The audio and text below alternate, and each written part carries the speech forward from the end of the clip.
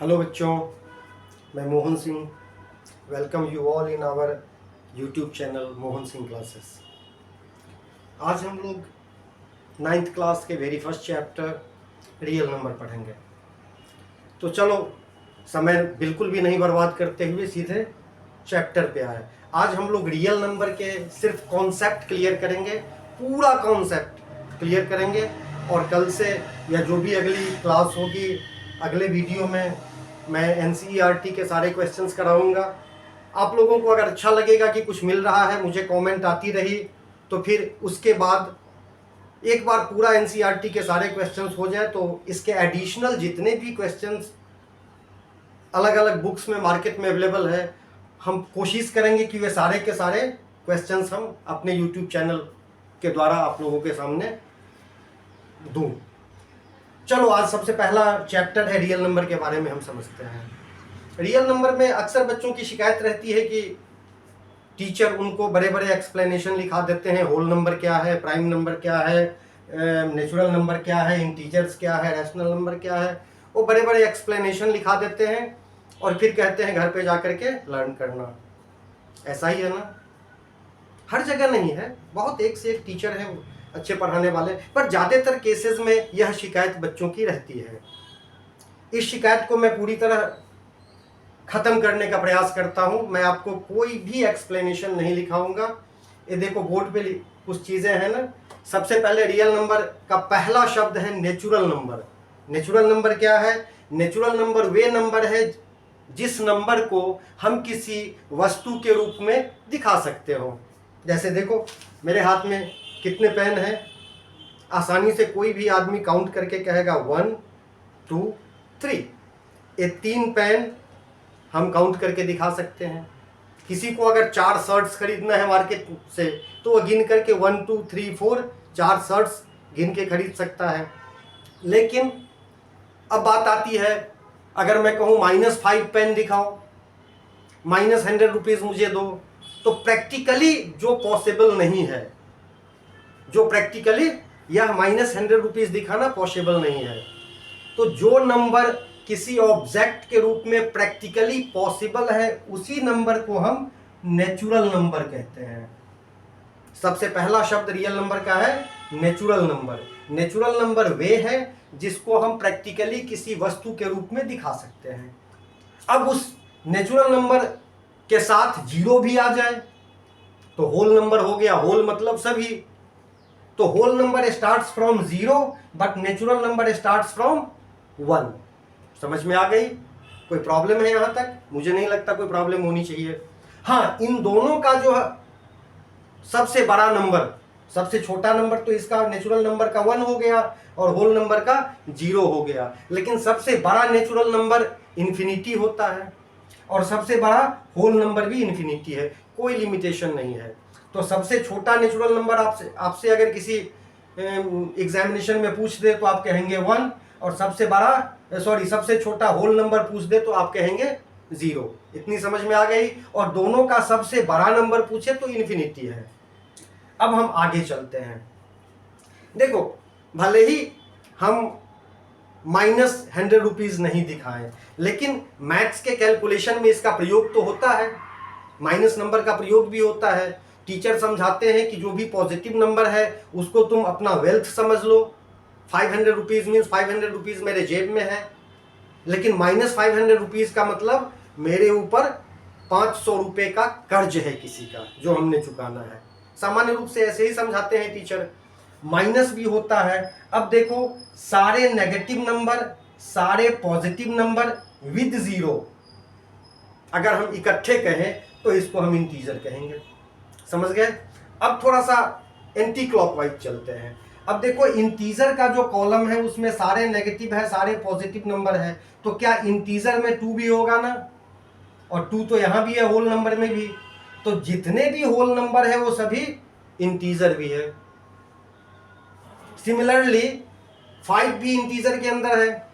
तो जितने भी नेचुरल नंबर है वो सभी भी इंटीजर होंगे, लेकिन सारे इंटीजर नेचुरल नंबर नहीं होंगे। -3 नेचुरल नंबर नहीं है। सारे इंटीजर होल नंबर भी नहीं है, क्योंकि -2 होल नंबर नहीं है।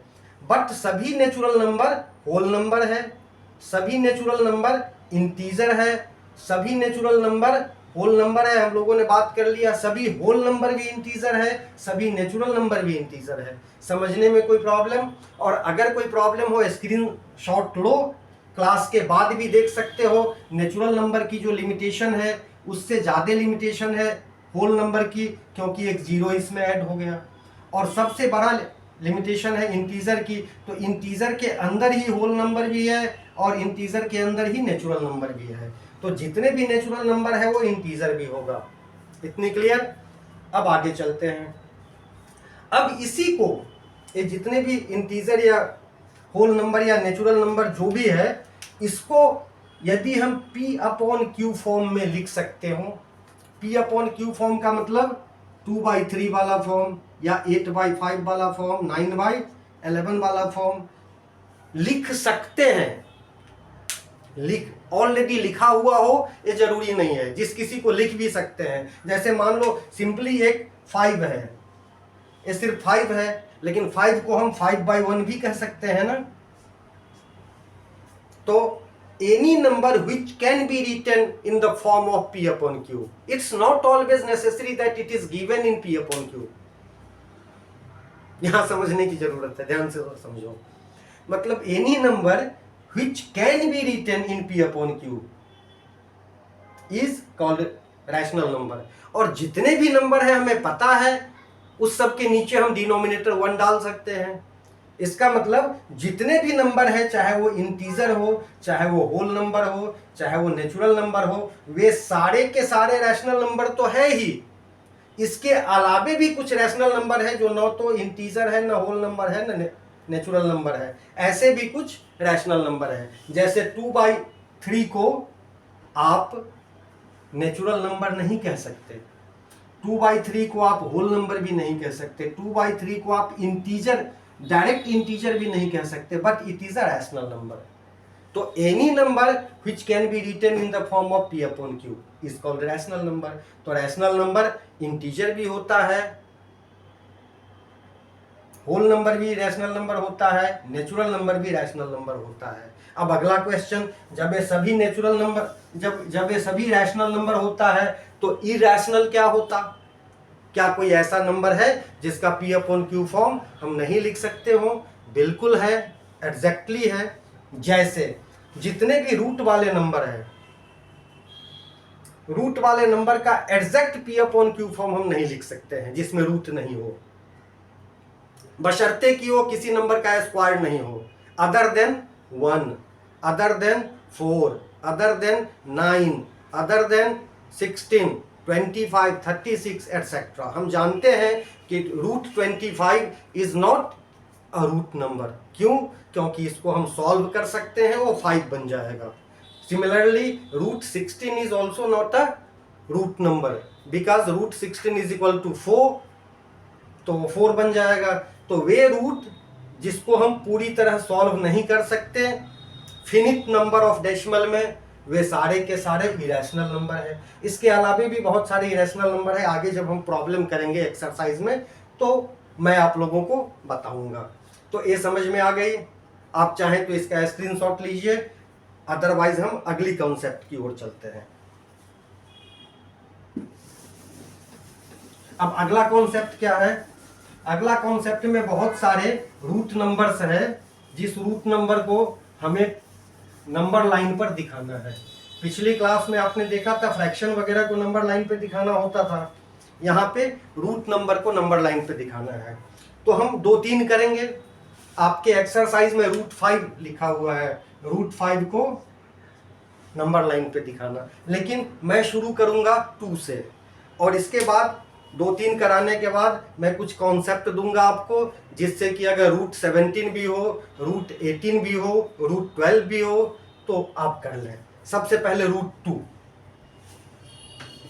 अब देखो जो भी रूट दिया हुआ है यहां पर, इस रूट को कम से कम 2 नंबर में हमें रूट के अंदर ही ब्रेक करना है, कम से कम 2 नंबर में। लेकिन ध्यान रहे जब हम इसको ब्रेक करेंगे रूट के अंदर ही प्लस साइन के साथ, तो उसमें सिर्फ इसी तरह के नंबर्स आए जिसका रूट पॉसिबल है, जैसे 1 आए, 4 आए, 9 आए, 16 आए, एक्सेट्रा। इस तरह के नंबर में ब्रेक करेंगे हम इसको। यहां तो 2 है तो हमारे पास एकमात्र ऑप्शन है 1 + 1।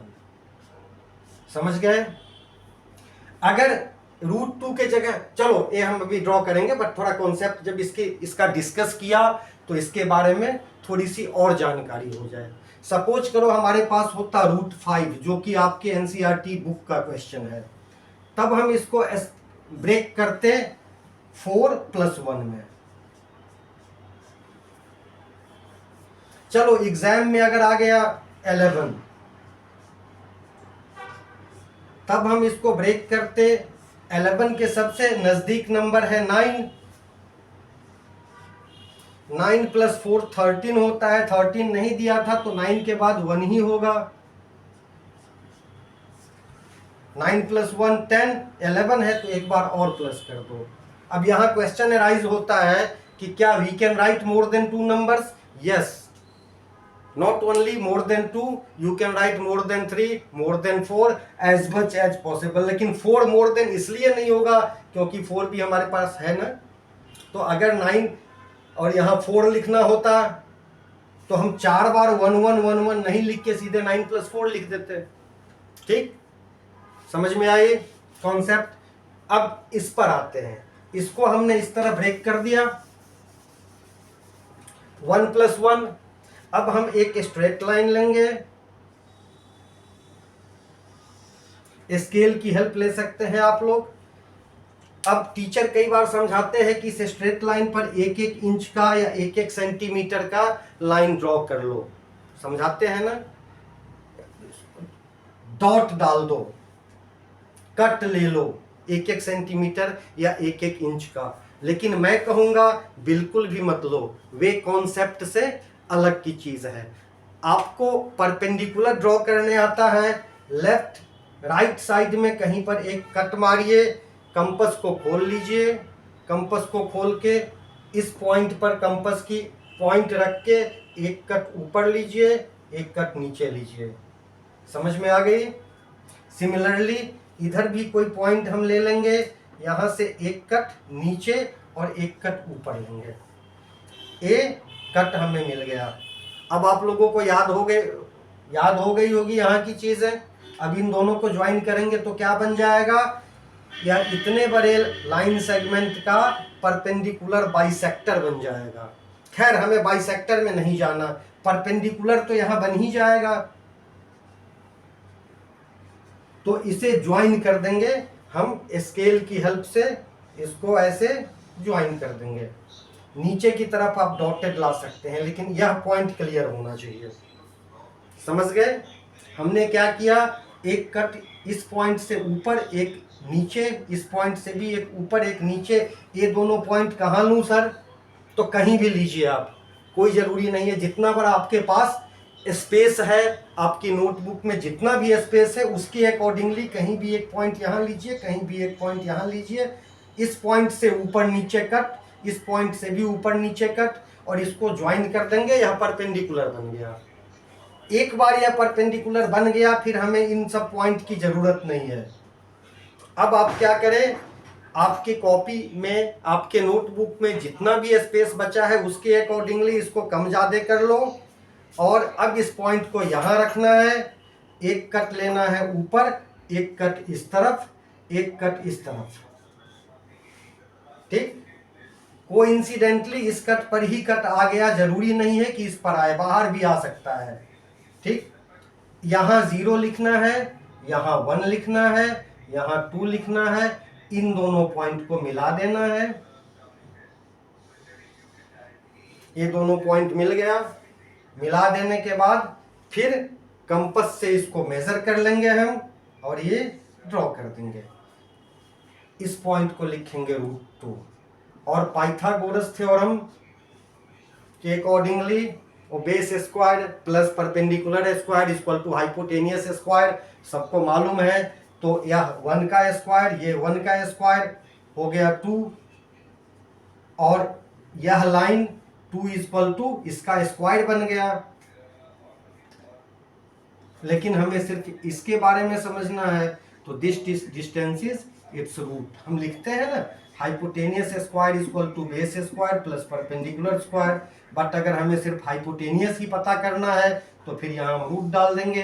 तो a this square plus this square is 2, but we have to find only this, not the square of it, that's why this equal to its root. Concept clear? इसी तरह अगर रूट 5 होता, रूट अगर 3 दिया हुआ हो, 5 तो बाद में, रूट 3 दिया हुआ है अगर आपको ड्रॉ करना है, रूट 3 के लिए भी रूट 2 ड्रॉ करना ही पड़ेगा, ठीक? क्योंकि रूट 3 क्या था? रूट 3 था रूट 1 प्लस 1 प्लस 1। इसको हमने सॉल्व करके ड्रॉ कर दिया। अब ये बच रहा है, यह बच रहा है, इतना और लेना है। तो एक बार इस पॉइंट पर, ऑन दिस पॉइंट, इस लाइन पर, इस लाइन के इस पॉइंट पर एक परपेंडिकुलर फिर से ड्रॉ करेंगे। परपेंडिकुलर बोले तो 90 डिग्री का एंगल। 90 डिग्री का एंगल हम लोगों को ड्रॉ करने आता है, आता होना चाहिए, नहीं है तो सीख लो। एक आर्क लिया, आर्क को बिना डिस्टर्ब करे हुए पहला कट 60 डिग्री, दूसरा कट 120 डिग्री, यहाँ से एक ऊपर कट, यहाँ से एक यहाँ पर ऊपर कट। ये हो जाने के बाद फिर कहीं पर स्केल से हम इसको ज्वाइन कर देंगे ऐसे, ठीक? ये हो गया 90 डिग्री। अब इस 90 डिग्री पर फिर इसके इक्वल मेजर लेकर के कट मार दो। अब ये जो लाइन हुआ, दिस लाइन इज रूट 3, इसे बड़ा करके और यहां से हम ज्वाइन कर देंगे, ये रूट 3 बन गया। करेक्ट? No problem. आगे चलते हैं, रूट 5 कैसे ड्रॉ करना है। हमारे बुक में जो रूट 5 दिया हुआ है, रूट 5 को जब ब्रेक करेंगे तो 4 प्लस 1 होगा। अलग अलग अगर 4 का रूट फाइंड करना होता तो ये बन जाता 2 और ये बन जाता 1। अब कुछ नहीं, यहां भी वही नंबर लाइन ड्रॉ करना है। मैंने आप लोगों से कहा था कि एक पॉइंट लेंगे, इस पॉइंट से एक कट ऊपर मारेंगे, एक नीचे मारेंगे, फिर दूसरा पॉइंट यहां से एक कट ऊपर मारेंगे, एक नीचे मारेंगे और इसको ज्वाइन कर देंगे। और साथ ही मैंने ये भी कहा था कि नीचे ज्वाइन नहीं करना, और करना भी है तो डॉटेड लाइन में लेना है, राइट?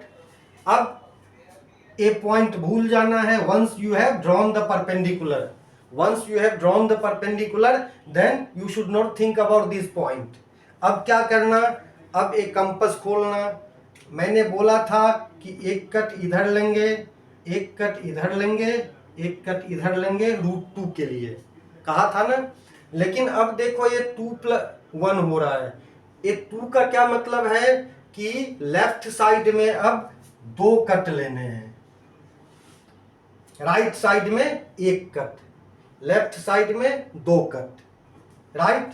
तो इसे 0 लिखना है। अब ये 1, ये 2, यह 3, और हमें पता है कि रूट 5 इज मोर देन 2, क्योंकि 2 का स्क्वायर 4 होता है, मतलब 4 का रूट 2 होता है। यह रूट 5 है तो ये 2 से बड़ा होगा। अगला स्टेप क्या है? इसको स्केल की हेल्प से मिला देना, फिर कंपास को खोलना जितना भी हो रहा है और इसको आर्क देना। यह रूट 5 है। इसी तरह आगे का भी रूट होगा अगर हम इसे ब्रेक करना सीख जाएंगे तो। मैंने बताया था आपको कि रूट अगर 13 आता है तो इसे ब्रेक करेंगे 9 प्लस 4 में। अब 9 का रूट 3 होता है, 4 का रूट 2 होता है, तो आसानी से समझ में आ गई ना। इस पर 3 कट लेंगे और इस पर 2 कट लेंगे, और 2 वाले कट को इसके 3 वाले कट से ज्वाइन करेंगे और तब यहां से ड्रॉ करेंगे। तो ये ब्रेक करना आना चाहिए आपको कि हम कैसे ब्रेक करें। यह कॉन्सेप्ट क्लियर हो गया रूट का। अब एक और कॉन्सेप्ट है नंबर लाइन पर ड्रॉ करने का, और वह जो कॉन्सेप्ट है वह डेसिमल के साथ है। आपके बुक में शायद 9.7 समथिंग है, 9.7, और डेसिमल के साथ साथ रूट भी है। मैं कॉन्सेप्ट बताता हूं, कुछ भी हो, 9.7 हो, 8.9 हो, 6.7 हो, कुछ भी हो, हम एक नंबर लाइन ड्रॉ करेंगे स्केल की हेल्प से, और यहां पर बेटा कहीं भी डॉट नहीं लेना है। यहां पर लेफ्ट साइड में एक डॉट लेना है, स्केल की हेल्प से एग्जैक्ट डिस्टेंस पे कट करना है। एग्जैक्ट डिस्टेंस पे एकदम, जैसे जो कह रहा हूं ध्यान दो, यहां 9.7 सेंटीमीटर का ही कट लेना है। मान लो ये इतना हो गया 9.7 सेंटीमीटर, ठीक, और 1 सेंटीमीटर और बढ़ा के एक दूसरा कट लेना है, तो ये 10.7 हो गया ना। अब इस पॉइंट और इस पॉइंट, ये जो बाहर वाला है 10.7, देखो ये लिखना नहीं है 9.7 10.7 आपको, क्योंकि आप अगर लिखते हैं तो फिर उसको मिटाना मुश्किल होगा। आपने यहां से 9.7 पर एक कट लेंगे और फिर 1 सेंटीमीटर आगे पर एक कट लेंगे, बस इतना करना है, आपने नहीं लिखना। मैंने लिखा, मैं इसको मिटा दूंगा बाद में, आपने लिखना नहीं है। अब यह जो डिस्टेंस है, ये बाहर वाला डिस्टेंस, इन दोनों के हाफ से ज्यादा कंपास को खोल के एक कट ऊपर एक कट नीचे। सिमिलरली यहां से भी उसी डिस्टेंस पर एक कट ऊपर एक कट नीचे। ये नहीं कटा, इसको थोड़ा बढ़ा लो, ठीक। अब ये जो लाइन ड्रॉ होगा वो इस पॉइंट से इस पॉइंट के बीच जो डिस्टेंस है इसका परपेंडिकुलर बाइसेक्टर बन जाएगा ना। हमें परपेंडिकुलर से नहीं लेना देना कुछ, हमें इसके मिड पॉइंट समझना है। जब इसको हम ज्वाइन करेंगे तो ए बन जाएगा इस लाइन का मिड पॉइंट, 10.7 जहां लिखा है वहां से यहां तक का ये मिड पॉइंट बन जाएगा। मतलब यहां पर अगर हम कंपास की नोक रखेंगे तो एक साइड जितना है दूसरा साइड भी उतना ही होना चाहिए। तो यह एक सेमी सर्कल ड्रॉ करना है हमने, ये एक सेमी सर्कल हमने ड्रॉ करना है, ठीक। यह एक सेमी सर्कल बन गया। अब इस पॉइंट पर भी 90 डिग्री का एंगल ड्रॉ करना है। यहां पर चाहो तो डी की हेल्प से भी आप ड्रॉ कर सकते हैं। आपको पता है ना, डी इस तरह का होता है, ऐसे ऐसा कुछ, इसके सेंटर में पॉइंट होता है, अलग अलग डिग्री मेजर होते हैं। तो हम क्या करते हैं, इस पॉइंट को यहां रखते हैं और ये जो नीचे वाली लाइन है इस लाइन को इस पर रख देंगे, यहां 90 डिग्री का एंगल बना देंगे। यह 90 डिग्री का एंगल इस सेमी सर्कल को जहां इंटरसेक्ट किया, यह लेंथ है √9.7, ये लेंथ √9.7 है। तो मैंने बोला था ना यहां कुछ लिखना नहीं है। क्यों नहीं लिखना है? क्योंकि यहां अब हमने 0 लिखना है। ये सब खत्म हो गया, इस सब का काम खत्म। नंबर लाइन हमारा यहां से स्टार्ट हो रहा है। So this is 0। कंपास की नोक यहां रखो, इस डिस्टेंस को मेजर करो, इस डिस्टेंस को, ठीक, और इस डिस्टेंस को मेजर करके नीचे नंबर लाइन पे ले आओ। यहां पर लिख दो 9.7 का रूट और थोड़ा डार्क कर दो, बस सिर्फ this distance is 9.7 under root 9.7। कोई भी डिस्टेंस यहाँ पे दे, 9.7 हो, 8.5 हो, 3.9 हो, उसी डिस्टेंस को यहाँ करेंगे और हर केस में 1 सेंटीमीटर आगे, जस्ट 1 सेंटीमीटर आगे अनदर पॉइंट।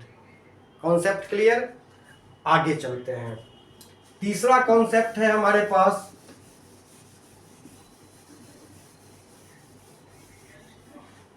कुछ ऐसे नंबर्स जो फ्रैक्शन में है, 2 या 2 से ज्यादा नंबर, उसके बीच में कुछ नंबर्स को फाइंड करना। देखो यहां पे भी 3 तरह के क्वेश्चन आ सकते हैं। एक तो ऐसे आएंगे कि 2 और 3 के बीच में 5 रैशनल नंबर फाइंड करो। दूसरा आएगा 2/5 एंड 3/5 के बीच में रैशनल नंबर फाइंड करो। पहला क्या हुआ, पहला तरीका जिसका डिनोमिनेटर दिया ही नहीं है कुछ भी। दूसरा तरीका जिसका डिनोमिनेटर दिया है लेकिन सेम है। और तीसरा हो सकता है 2/3 एंड 5/7 का के बीच में 5 रैशनल नंबर फाइंड करो। ये 3 चीजें हो सकती है। पहला जिसका कोई डिनोमिनेटर नहीं दिया, find 5 rational numbers between 5 and 6, find 6 rational number between 4 and 3, find 8 rational number between this and this. दोनों में से किसी का भी डिनोमिनेटर नहीं दिया। ये पहला कॉन्सेप्ट हो सकता है। दूसरा हो सकता है दोनों का डिनोमिनेटर दिया हुआ है, इसके बीच में 2 4 5 जितना भी कहेगा रैशनल नंबर फाइंड करना है। और तीसरा हो सकता है डिनोमिनेटर दिया है लेकिन ये दोनों डिफरेंट है। पहला अगर नहीं दिया है तो सबसे पहले कर लो 2/1 एंड 3/1। हमें पता है ना, rational number are those which can be written in the form of P/Q। तो यहाँ P रैशनल नंबर हमें बनाना है सबसे पहले डिनोमिनेटर 1 डाल के। करेक्ट, यहाँ ऑलरेडी डाला हुआ है तो कुछ नहीं करना। अब इन दोनों तरह के क्वेश्चन में जब डिनोमिनेटर दोनों का सेम आ गया, मान लो इसको सॉल्व करो या इसको सॉल्व करो, 2/5 एंड 3/5 है ना, दोनों का डिनोमिनेटर सेम आ गया।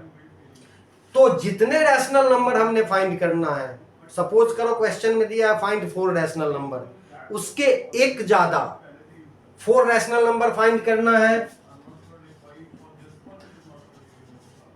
तो एक ज्यादा मतलब 5 से यहां भी ऊपर मल्टीप्लाई कर दो, यहां भी ऊपर मल्टीप्लाई कर दो और नीचे भी मल्टीप्लाई कर दो। अब ये बन जाएगा 10/25, ये बन जाएगा 15/25।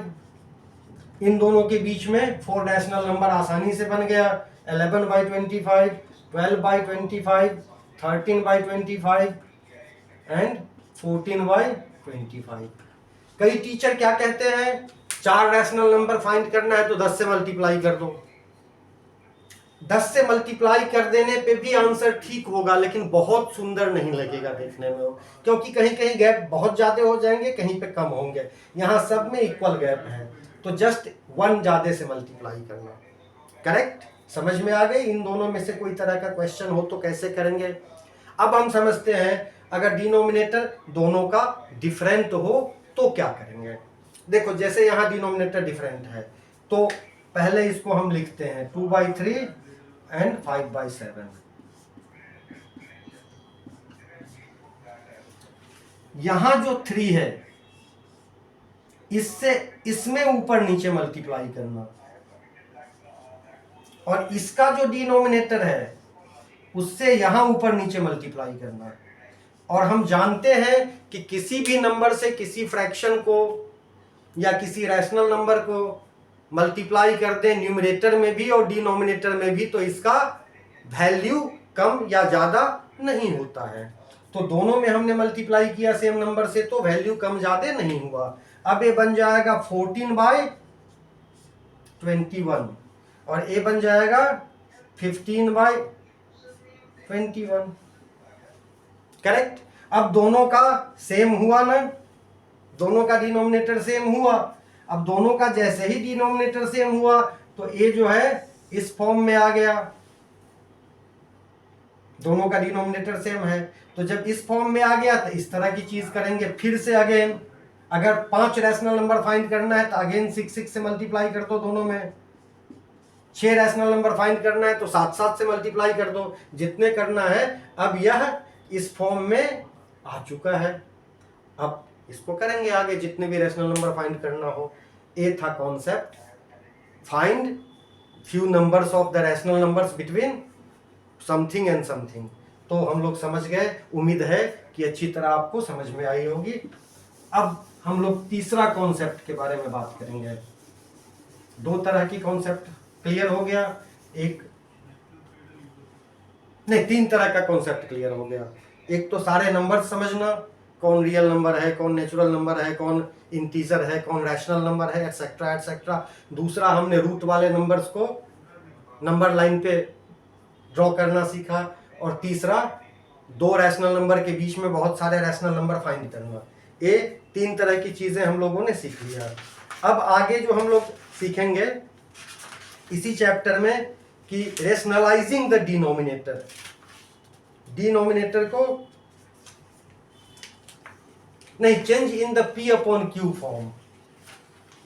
अगर रिपीटेटिंग डेसिमल है, जैसे कुछ नंबर्स नॉर्मली आप जानते हैं 0.25 लिखा है, इसको p अपॉन q फॉर्म में अगर हमें कन्वर्ट करना है तो हम सिंपली बिना डेसिमल के 25 लिख देते हैं और नीचे 1।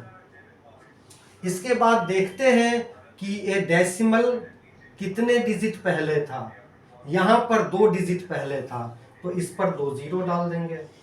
कहीं 3 डिजिट पहले होता तो 3 जीरो डाल देते। जितने डिजिट पहले होता उतने जीरोस डाल देते। सिंपल है ना? कहीं कोई प्रॉब्लम मुझे नहीं लगता कुछ होनी चाहिए। कोई भी डेसिमल नंबर है तो इस डेसिमल नंबर को बिना डेसिमल के साथ लिख देंगे और अपॉन 1 कर देंगे। इसके बाद डेसिमल के बाद में कितने डिजिट है उसे काउंट करेंगे और उतना जीरोस हमने डाल दिया। ये आ गया p अपॉन q फॉर्म। ये हमने छोटी क्लासेस में सीखा हुआ है, 6th में, 7th में, 8th में वगैरह। अब इसे आप चाहो तो सिंपलेस्ट फॉर्म में ले आओ, 5 से डिवाइड करो ऊपर नीचे, फिर 5 से डिवाइड, जो भी सिंपलेस्ट फॉर्म होगा आप लोगों ने पढ़ा होगा पिछली क्लास में। ये तो बस एक मेमोराइज हो गया, है ना, तो कर लिया, थोड़ी सी रिवीजन हो गई। अब यहाँ इस तरह के क्वेश्चन नहीं होंगे। अब जो क्वेश्चन होंगे 0.3 डैश डैश डैश डैश डाल देंगे। इसका मतलब ये हुआ कि ये 3 इनफाइनाइट टाइम्स तक है, कभी खत्म नहीं हो रहा है। करेक्ट? इसमें भी 1 2 3 4 तरह के क्वेश्चंस आएंगे। पहला टाइप क्या आएगा? एक तो ये सिंपल आपने देख लिया, 0.3 मतलब 3 के ऊपर रैकरिंग है, एक डिजिट के ऊपर रैकरिंग है। दूसरा क्वेश्चन आ सकता है 1.25 और 2 डिजिट के ऊपर रैकरिंग है। तीसरा क्वेश्चन आ सकता है 2.125 और तीनों डिजिट के ऊपर है। एक डिजिट के ऊपर डेसिमल रैकरिंग, 2 डिजिट के ऊपर रैकरिंग और 3 डिजिट के ऊपर रैकरिंग। ये 3 तरह के क्वेश्चन हुए। और एक चौथे तरह के क्वेश्चन आएंगे 0.125 तो है, लेकिन ये तीनों ही डिजिट कंटिन्यूअसली नहीं आ रहा है, रिपीट नहीं हो रहा है। इसके लास्ट वाले 1 डिजिट या लास्ट वाले 2 डिजिट ही रिपीट हो रहा है। ये 4 तरह के क्वेश्चंस आ सकते हैं इसमें। एक ही डिजिट रिपीट हो रहा हो, सिर्फ 55555, या 2 डिजिट रिपीट हो रहा हो 2525252525, इस तरह। करेक्ट? तो सबसे पहला समझेंगे। अगर यह है तो हम इस क्वेश्चन को सॉल्व करने के लिए लिखेंगे let x is equal to 0.3। मतलब क्या हुआ कि ये 0.333333 इनफाइनाइट टाइम्स चल रहा है। Is it clear? अब इसको अगर हम 10 से मल्टीप्लाई करेंगे तो here also it will multiply by 10। तो ये डेसिमल 3 पॉइंट, लेकिन ए यहां 000 तो है नहीं, 333 है, तो ए 3.3 के ऊपर रैकरिंग हो जाएगा। अब इसमें से इसको माइनस करेंगे, 10x minus x is equal to 3.3 minus 0.3, 10x minus 1x is 9x, 3.3 minus 0.3 is 3 only. Calculate करके देखना, 3.3 के ऊपर रैकरिंग, 0.3 के ऊपर रैकरिंग, जो इसका वैल्यू है वही इसका भी वैल्यू है, तो 0 और ये 3 हो गया ना। 3.0 का मतलब सिर्फ 3। Is it clear? तो इसके बाद नेक्स्ट स्टेप में x इक्वल टू 3/9, इसको सिंपलेस्ट फॉर्म में कर दो, इक्वल टू 1/3। और करके देखना, जब 1/3 को 1 को 3 से आप डिवाइड करेंगे ना, जब 1 को आप 3 से डिवाइड करेंगे तो यही 0.3333 ही आएंगे। Any technical problem? No, come to the point. तो ये पहला हो गया। अब हम सेकेंड क्वेश्चन करते हैं। Second question is if two digits are repeating continuously like it here 1.25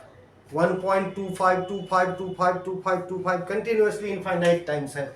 इसमें लिखेंगे आप let x is equal to 1.25, लिख लिया। अब देखो यहां 2 डिजिट रिपीट हो रहा है ना बेटा, तो हम इसको 2 जीरो वाले नंबर से मल्टीप्लाई करेंगे। अब यहां 10x मानने से काम नहीं चलेगा, अब यहां 100x मानना होगा। 100x इक्वल टू, क्योंकि डेसिमल को 2 प्लेस इधर खिसकाना है, 125.25। समझ में आ गया 100 से क्यों मल्टीप्लाई करेंगे? Because 2 digits are repeating, that's why decimal को 2 डिजिट उस तरफ जाना है।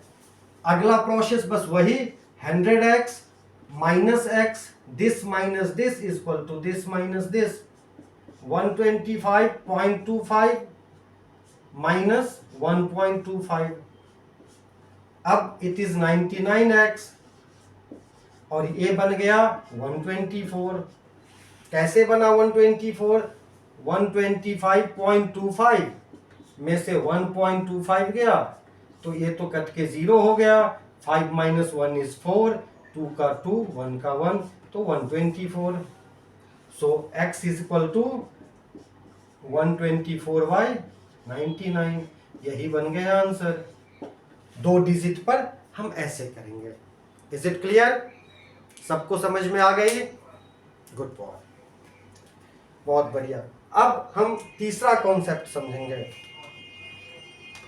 तीसरा इसी में का, अगर 3 डिजिट पर हो, यहां भी कुछ नहीं करना। सेकेंड स्टेप में हमने मल्टीप्लाई किया था 100 से, यहां सेकेंड स्टेप में हम मल्टीप्लाई करेंगे 1000 से। Let x is equal to 2.125, तो 1000x 2125.125, तीनों डिजिट के बाहर यहां पर डेसिमल होगा, फिर रिपीट होगा 125 125 125, यही कंटिन्यू चल रहा है ना। तो 3 डिजिट इस तरफ आ जाएंगे, राइट। अब क्या करेंगे? 1000x minus x is equal to 2125.125 minus 2.125, it is 999x is equal to, यहां देखो बेटा इसमें से ये कट गया तो वैसे ही 0 हो गया। 5 माइनस 2 इज 3, ये 2 का 2, यह 1, ये 2। एक कैलकुलेशन जैसे मैं यहाँ पे लिख लिख के किया था, बहुत टाइम लग जाएगा। अगर हर चीज ऐसे करूं तो आप प्रैक्टिस करके देख सकते हैं, यही आएगा। x is equal to 2125 upon a 999, नीचे आ जाएंगे, यही है आंसर। Is it clear? समझ गए? चलो अब हम इसके आखिरी कॉन्सेप्ट को देखते हैं, बिल्कुल लास्ट कॉन्सेप्ट। और लास्ट कॉन्सेप्ट है इस तरह का कि 2-3 डिजिट है, लेकिन यह हर डिजिट के ऊपर एक्ररिंग नहीं है, तो कैसे होगा? चलो समझते हैं इसे, इस कॉन्सेप्ट को। इसी क्वेश्चन को लेते हैं हम। Let x is equal to 0.125 but recurring is on 25 only. तो सबसे पहले जितने से जरूरत है मल्टीप्लाई करके इस डेसिमल को यहां ले आओ, जिसके बाद सारे नंबर पे डेसिमल रेकरिंग हो। तो यहां सिर्फ एक डिजिट इधर आ जाएगा, तो 25 2 डिजिट बचेंगे जिसके ऊपर रेकरिंग है। एक डिजिट लाने के लिए सिर्फ 10 से मल्टीप्लाई करना है हमने। 10x इक्वल टू, अब यह डेसिमल उछल के यहां आ जाएगा, यह हो जाएगा 1.25। अब ये पहले वाला फॉर्म में आ गया जो first question, second question, third question में हमने किया। अब देखो still there are 2 digits on which recurring is present. तो अब इसमें 2 जीरो और डालना है। 10 था, 2 जीरो और डालना है तो 1000x बन गया। अब डेसिमल उछल के 2 डिजिट इधर आ जाएंगे, 125.25 रेकरिंग। इतनी तक समझ में आ गई। अब देखो ये रेकरिंग इसके साथ कैलकुलेट करने पे नहीं कटेगा, तो हमें अब इन दोनों में देखना है, this minus this minus this. 1000x minus 10x equal to 125.25 minus 1.25। वही बातें, ये कट गए, 5 माइनस 1 इज 4, ये 2 का 2 है या 1 का 1 है, but this is 990x। So x is equal to 124 upon 990। अब इसको सिंपलेस्ट फॉर्म में ले आओ, 2 से कट करके यहाँ पे और कट करके सिंपलेस्ट फॉर्म में आ जाएगा। क्लियर? ये था एक कॉन्सेप्ट, मिटा दूं? ठीक है। अब हमें जाकर के हमें रैशनलाइज द डिनोमिनेटर करना है। देखो, रैशनलाइज द डिनोमिनेटर क्यों करना है, इस कॉन्सेप्ट को समझो। मान लो हमारे पास दिया है √2 + 1/3 और दूसरी तरफ दे दिया हमें 3/√2 + 1। अब देखो बच्चा, अगर इसका हमें अप्रोक्सीमेट डेसिमल पता हो कि √2 होता है 1.41 + 1/3, ये सॉल्व हो जाएगा। 3 से डिवाइड करना आसान रहेगा थोड़ा सा, लेकिन इसको जब सॉल्व करेंगे 3/1.41 + 1 = 3/2.41, अब इसको डिवाइड करना थोड़ा सा मुश्किल है ना। तो इसी को आसान करके जो न्यूमरेटर का रूट नंबर होता है ना, उसको हम न्यूमरेटर का नहीं, अगर डिनोमिनेटर में कोई रूट नंबर हो तो उसको रैशनलाइज करके न्यूमरेटर में ले जाते हैं। उसका क्या क्या मेथड्स है वो हमने अब सीखना है, और उसी मेथड को कहते हैं रैशनलाइजिंग द डिनोमिनेटर। अब रैशनलाइजिंग द डिनोमिनेटर को भी हम 2 स्टेप में सीखेंगे। पहली चीज, अगर किसी एक ही नंबर के ऊपर रूट हो और रूट भी सिंगल हो, जैसे सिर्फ √2 है या 1/√3 या 4/√5, 8/√2 एटसेट्रा, इस सब तरह के कोई क्वेश्चन हो जिसके डिनोमिनेटर में सिर्फ एक रूट है, तो कैसे करेंगे। यहां पर हम ले लेते हैं डिनोमिनेटर में अगर सिर्फ एक रूट है। अब सिर्फ एक रूट भी इस तरह के हो सकते हैं, या फिर ऐसा भी हो सकता है 6/2√3।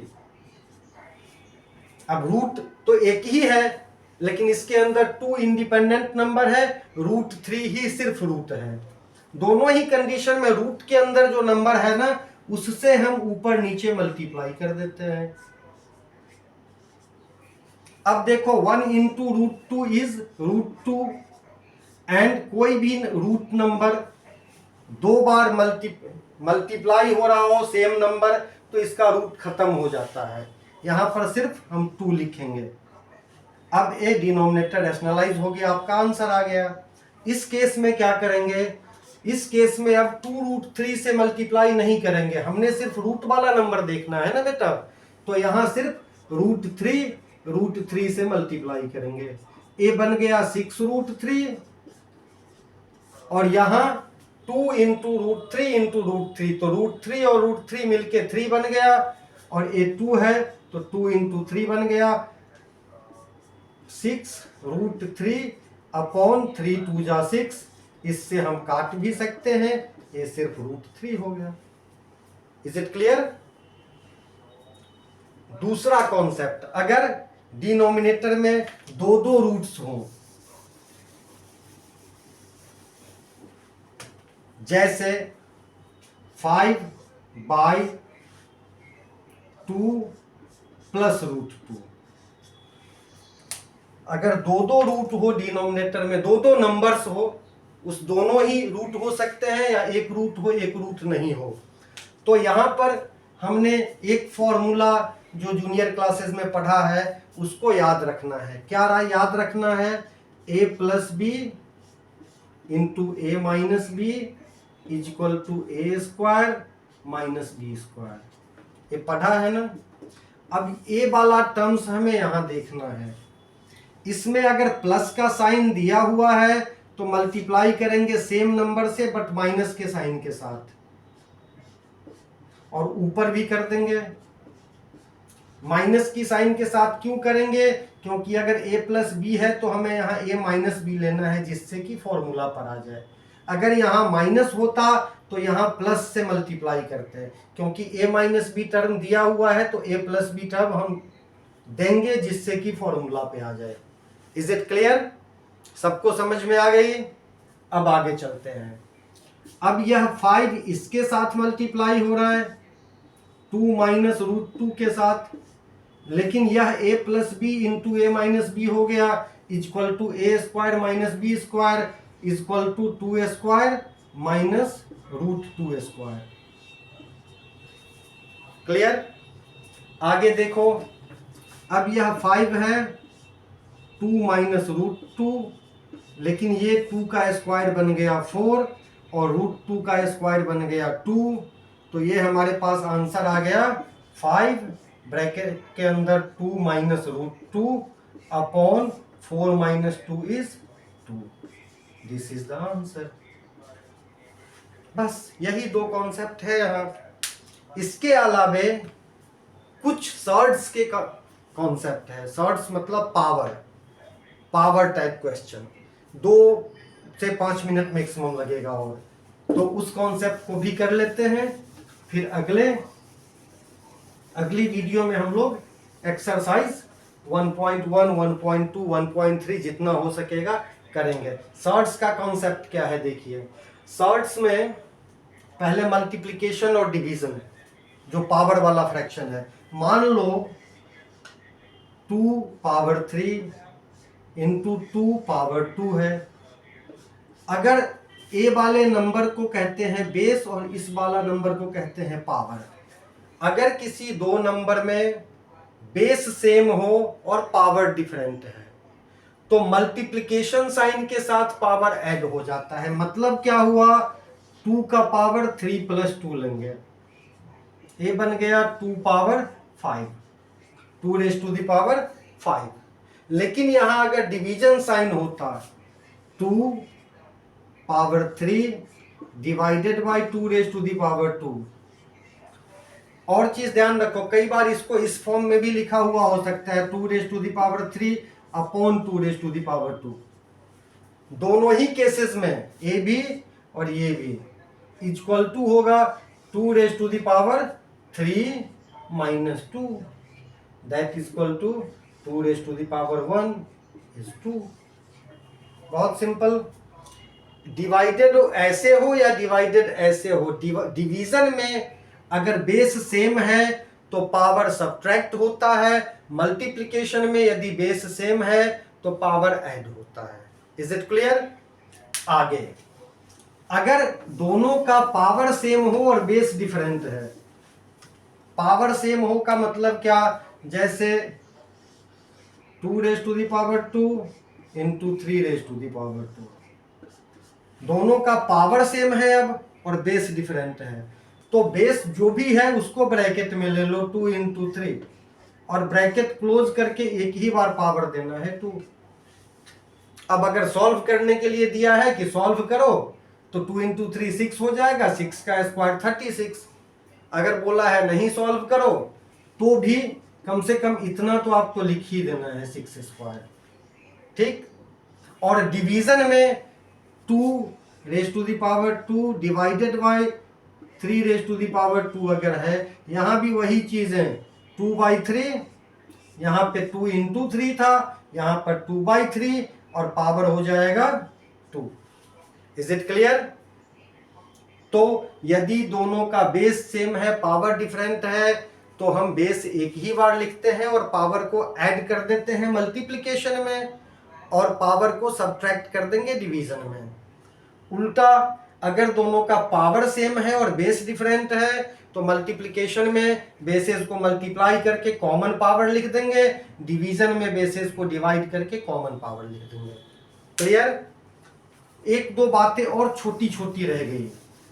किसी भी नंबर का पावर 0 इज इक्वल टू 1, जैसे 2 raise to the power 0 is 1, 8 raise to the power 0 is 1, 3 8 5 7 9 8 5 power 0 is 1। Clear? -8 5 3 2 power 0 is 1। Any number power 0 is 1 only. Clear? तो किसी भी नंबर का पावर 0 हो तो 1 होता है। कई बार इस तरह के क्वेश्चन भी आते हैं, एक एक्स्ट्रा, एक और देखो, जैसे 3 रेज टू द पावर 2, फिर दे देगा bracket raise to the power 3। इस तरह के नंबर्स हो, जितनी बार भी ब्रैकेट का यूज हुआ है तो power will multiply together. 3 raise to the power 2 into 3, ये हो जाएगा 3 raise to the power 6 answer. ठीक, मुझे लगता है सारे कॉन्सेप्ट हम लोगों ने कर लिया। अब अगली क्लास में, जो कि मेरा अगली वीडियो आएगा, उसमें हम एक्सरसाइज 1.1 से क्वेश्चन करना शुरू करेंगे। ओके बच्चों, तो आज का क्लास कैसा रहा आप लोग कमेंट करके बताएंगे। वीडियो अच्छा लगा तो लाइक भी करेंगे, अगर बहुत अच्छा लगा तो अपने दोस्तों को भी बताएंगे, इच्छा हो तो चैनल भी सब्सक्राइब करेंगे। निश्चित ही मुझे पता है आपको अच्छा नहीं लगेगा तो नहीं करेंगे। ठीक है, आज के लिए बस इतना ही। गुड बाय, जय हिंद।